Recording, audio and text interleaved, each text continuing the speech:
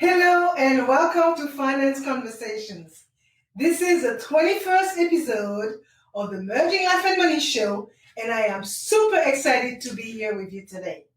For those of you who do not know me, I am your host, Marie-Jo César. I help professional women acquire and apply the relevant financial skills and knowledge they need to take control of their money, manage their finances, and understand that they can live their best life with the money they have. Thank you for joining in today. If you are watching the replay, make sure to type #replay in the chat and leave me some comments and questions. Welcome, and welcome. I come to you live every Thursday at 5 p.m. Pacific Standard Time to share valuable information about how to achieve financial wellness and live your life with means and meaning. Today's show is the 7th episode of a new series titled The Scoop on Women and Money. I will be talking about what is holding women back from making empowered life decisions and positive financial decisions to achieve their financial goals. So grab a pen and a notebook, as you might want to take some notes to discuss further with your family members, your friends, your colleagues, whomever you want to, because it's all about sharing values that could benefit others. If you have any comments or questions, make sure to put them in the chat, and if you want to talk to me directly, I will share my contact information a little later in the show. As you know, the main objective of the Merging Life and Money Show and my strong why is to empower as many women as possible with what I know about money and finance. Before diving in, let me say that this week, on Tuesday, history was made. An 82-year-old woman by the name of Wally Funk became the oldest astronaut to ever go in space after training for it in the 1960s. Looking at her story, she had been hoping to go to space for a mighty long time, 60 years. She qualified to travel to space since 1961. Wally Funk was among a group of female pilots testing whether women were fit for space travel. They became known as the Mercury 13, and they passed many of the same tests as the men. However, the program got canceled, and Wally Funk was never accepted by NASA. Some 60 years later, here comes Jeff Bezos, and she's giving the opportunity to go into space. So what does Wally's story have to do with women and their financial goals? Well, it has a lot to do with it. Although women have made great strides in life, and as it relates to handling their finances, if they know what they want out of life, they will recognize their limiting belief, get rid of them, ignore all the stereotypical noise about what women can and cannot do when it comes to finance, educate themselves accordingly, and take the relevant steps to be financially secure now and into retirement. Wally knew what she wanted more than 60 years ago, and she realized her dream. So figure out what is your big financial dream and start working on it. Okay, so to give today's show some context, I will start with a quote from Noel May, M-A-Y-E, an American certified financial planner. And it reads, "People often confuse financial planning with investing. But financial planning is much broader than that. So today, I will focus on 3 points. 3. What is holding you back? The importance of being financially prepared for whatever life stage you are at, and how to set financial goals for the future. So, what is holding women back? According to a new research from an Edward Jones Female Empowerment Survey, women lack confidence in their financial knowledge, and 40% of them said that they had not taken and did not plan to take any step to increase their financial knowledge and become more empowered in their financial decision making. Why is that, I wonder? Despite the fact that women have come a long way, period, too few have addressed the challenge of providing for their own long-term financial security, even though women, even though two powerful forces, and by that I mean longevity and divorce, affecting women, make it even more important for them to become financially empowered. Women are living longer than men. That's a fact. And while the divorce rate is declining in America, gray divorce or divorce among people 50 years and older is on the rise. In other words, millions of US households will transfer large sums of money to their heirs, and increasingly, a portion of these funds will flow through the hands of women, who may eventually run the family's finances, even if they did not in the past. So there are also other factors holding women back. Having been and continuing to be the primary family caregiver, for example, women's long-term financial goals often fall low on the list, dominated by more immediate household concerns like saving for their kids' college education or helping aging parents. Note that only a quarter of women surveyed said that saving for retirement is their most important goals in the next 3 to 5 years, okay? Only 1/4 of the women surveyed said that. Another common conundrum that many women appears to be waiting for that next big raise or an emergency or something, a life-changing event, right, to spur them into action. As a result, the survey showed that the top 4 motivators for creating a financial strategies for women were higher incomes, okay, hoping that they get more money, an emergency, a significant life event, or a market correction. However, waiting for a raise, waiting for a significant life event, or an emergency are not a financial strategy, okay? A sound financial strategy should anticipate both tailwinds and headwinds in life and be flexible enough to adapt to changing situations so you can meet your long-term financial goals. For women, those goals often include caring for family members and making a meaningful contribution to their communities. Furthermore, women tend to wait for the perfect time to invest. But there is no such a thing. Markets are unpredictable, and even the pros cannot time the market. So it is not necessarily when you invest, but how long you stay invested that matters most when it comes to building long-term wealth. And waiting usually makes it more challenging to reach important financial goals. And finally, women are somewhat reluctant to ask for help when it comes to finance for some reason.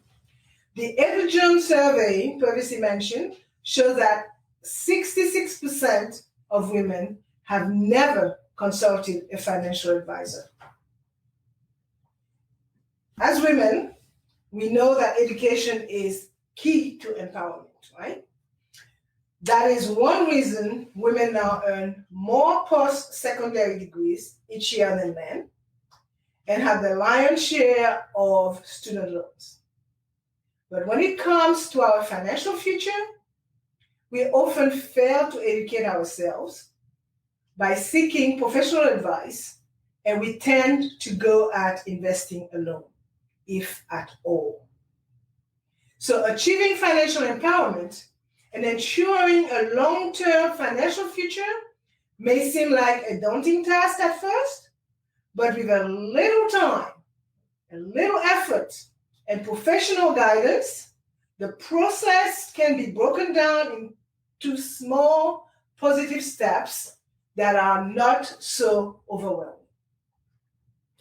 The second point I want to talk about is the importance of having a plan to ensure that you are financially prepared for whatever life stage you are at, regardless of your current financial status.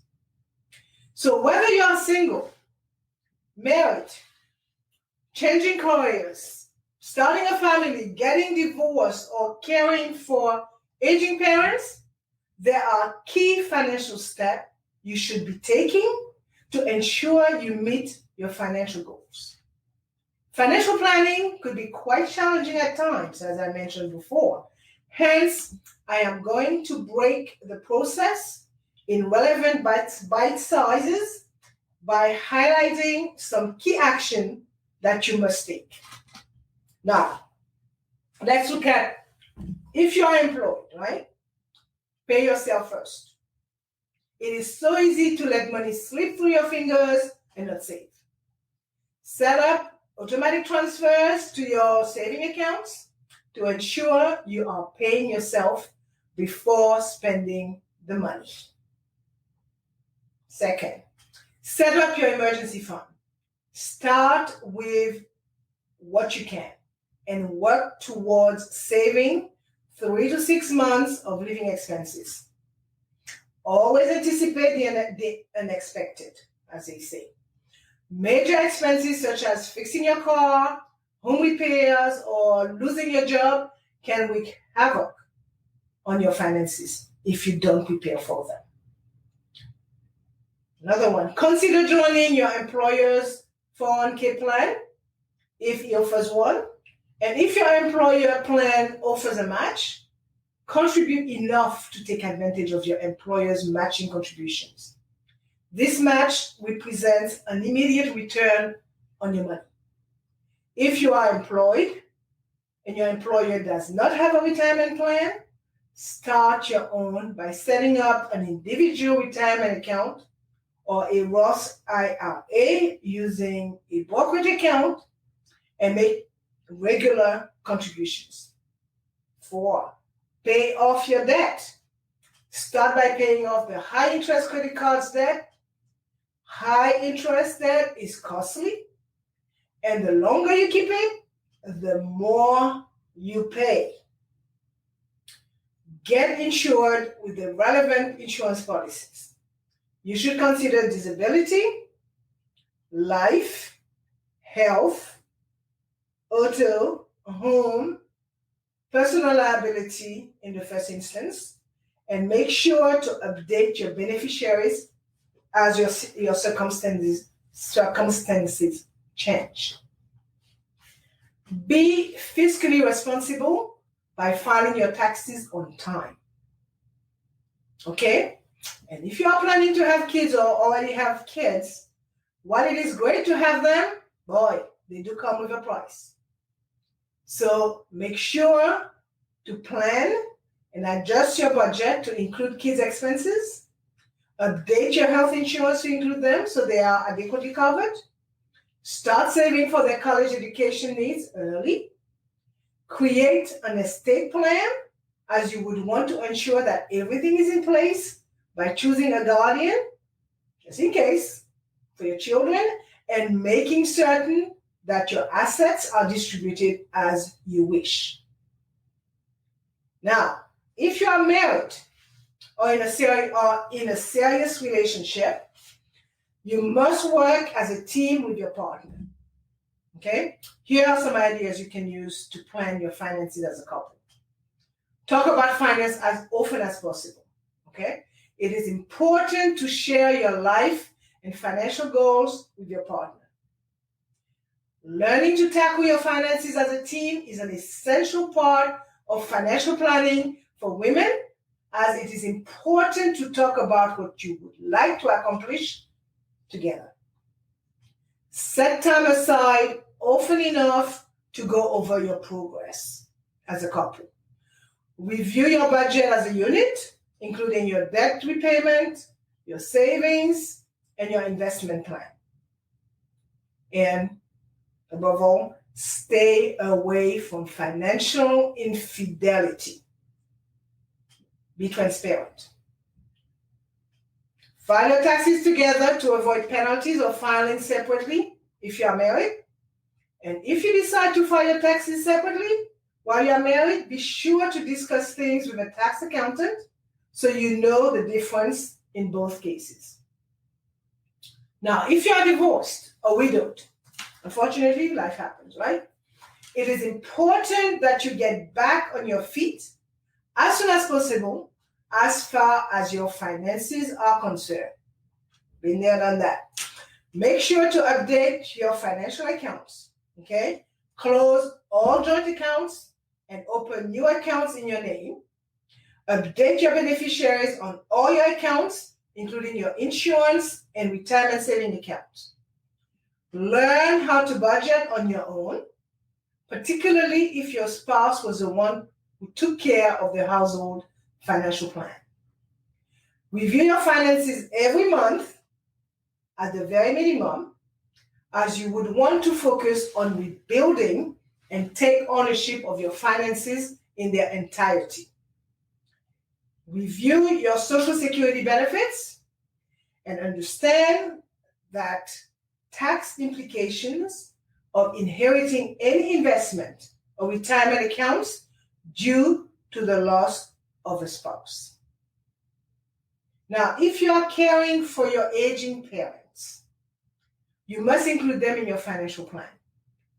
They are an important part of your life, and understanding the cost and care needed is essential to preparing for upcoming expenses for them as they age. So, determine the cost to care for your elderly parents. For example, out-of-pocket costs to cover prescriptions, taking them to and from doctor's appointment, etc. Okay? Review what plan they have in place, identify the gaps, and determine how to fill them. Lastly, update your tax filing status to include your parents as dependents. Make sure to update your dependents on your insurance documentation and when you file your taxes. This can help you get tax credits to assist in caring for your aging parents. Now, the third point that I want to address is proper financial and retirement planning starts with goal setting, including short, midterm, and long-term goals. Okay? So financial goal setting is vital to achieving the big vision you have for your life. The dreams and desires you have are usually only achievable if you have the financial capacity to make them happen. And having that capacity means creating a roadmap on how you will get there, hence the importance of having goals. So setting short-term, mid-term, and long-term financial goals is an important step toward becoming financially secure. So if you are not working toward anything specific, you are likely to spend more than you should. You will then come up short when you need money for unexpected bills, not to mention when you want to retire. So you might get stuck in a vicious cycle of credit card debt and feel like you never have enough cash to get properly insured, leaving you more vulnerable than you need to be to handle some of life's major risks. So even the most prudent person cannot prepare against every crisis. As the world learned in the pandemic, right? And as many families learn every month. Therefore, thinking ahead gives you a chance to work through things that could happen and allows you to do your best to prepare for them.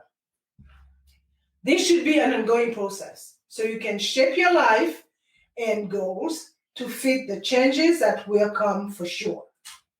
In addition to doing your monthly budget, set up an annual financial planning date with yourself, your significant other, and your kids if relevant. So in so doing, you will have the opportunity to formally review your goals, update them, and assess your progress since the previous year. If you never set goals before, take the opportunity to formulate them so you could get on a firm financial footing.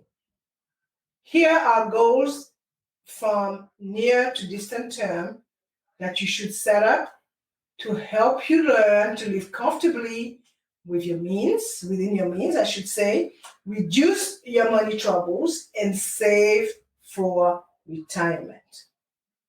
Okay, let's look at short-term financial goals. Setting short-term financial goals can give you the confidence boost and foundational knowledge you need to achieve larger goals that will take you more time.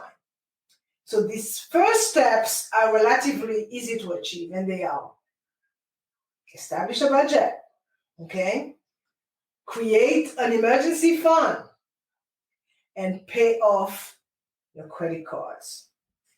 I like to note that though you probably have other saving goals too, such as saving for retirement, creating an emergency fund should be a top priority. It is a saving account that creates the financial stability you need to achieve your goals, okay, your other goals. Midterm financial goals. When you've created your budget, when you've established an emergency fund and pay off your credit card debt, or at least made a good dent in those three short goals, it is time to start working towards medium-term financial goals. These goals will create a bridge between your short and long-term financial goals. So example of mid-term financial goals are: get life and disability income insurance, for example. Pay off your student loan and consider your dreams, okay? Big dreams. Long-term financial goals, the biggest long-term financial goals for most people is saving enough money to retire. Okay, so the common rule of thumb is that you should save between 10 to 15% of every paycheck in a tax advantage retirement account like your 401k plan or your 403b if you're a government worker, or a traditional IRA or Roth IRA. So estimate your retirement needs and increase your retirement savings. Okay, so I am going to wind down and sum it up today. Sum it up now and go over what I talked about today. I talked about what is holding you back. I talked about the importance of having a plan to ensure that you are financially prepared for whatever life stage you are at, and how to set financial goals for the future. So before I forget, let me share my contact information. You can reach me by sending me an email at mj@maryjocaesar.com, or by sending me DM, a direct message via Messenger. I'm going to leave you with those last thoughts, okay? Financial planning for women is essential for success, okay? no matter what stage in life you are at. Creating a plan and financial goals will help you take the steps needed to prepare for emergency and save for a comfortable retirement. Start creating your financial plan now. Okay? So when it comes to goal setting money goals is the easy part. Okay? We could set them until the cars come home. But accomplishing the goals is the hard part. And being aware of what holds people back will help you avoid the same mistakes and move closer towards your goals. Okay? So setting your financial goals the right way and going after them is your opportunity to achieve your wildest dream.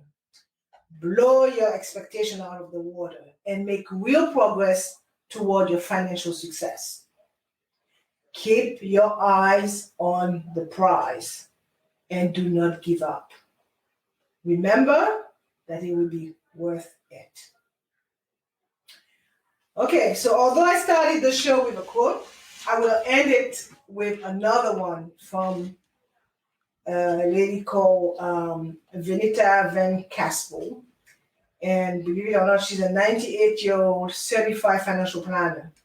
And it reads, financial planning is like navigation. If you know where you are and where you want to go, navigation is not such a great problem. It is when you don't know the 2 points that it is difficult. Okay, so food for thought on that one. So for more information about how to achieve financial wellness and live a purposeful life with the money you have, join me next week, Thursday, at 5 p.m. Pacific Standard Time, 6 p.m. Mountain Standard Time, 8 p.m. Eastern Standard Time, 9 p.m. for my Bermuda peeps, that's Atlantic Standard Time, 10 a.m. Friday for my Australian friend. Okay, and thank you for being here today on the Merging Life and Money Show. I am your host, Marie-Jo César. I will be back again next week. Until then, continue merging life and money. Bye for now.